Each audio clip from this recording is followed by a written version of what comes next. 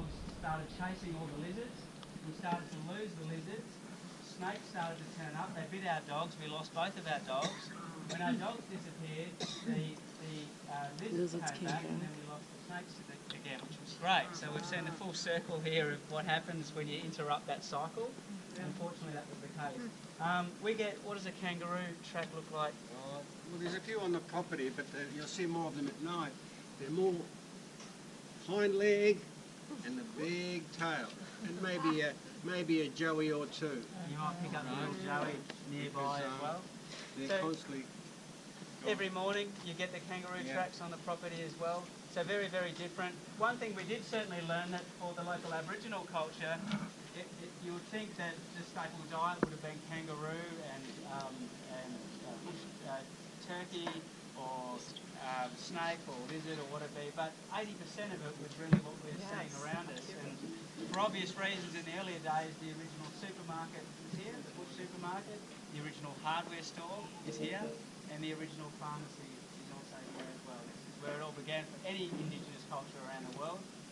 And you begin to appreciate, well, if 80% of it was what we're looking at out here, the shrubs and berries and so on, how long do you reckon we could survive out there?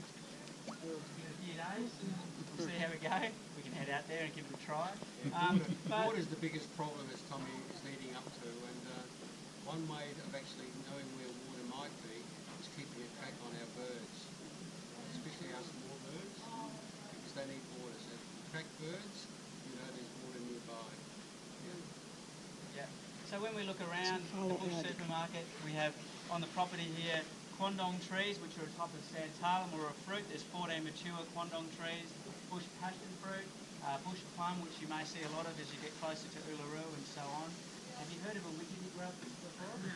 Well, funnily enough, 1/3 of the world's population eats insects still to this day, but the widgery grub is the cosset of a moth, which grows to about the size of your hand, and it leaves the cosset behind, which is very high in protein and a delicacy for Aboriginal culture.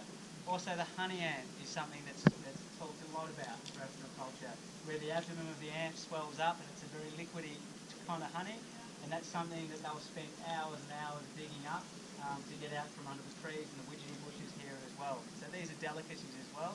A big difference from what we call the modern day hunt, which is aisle 6 of Coles or Woolworths for us, aisle 7 the modern day hunt.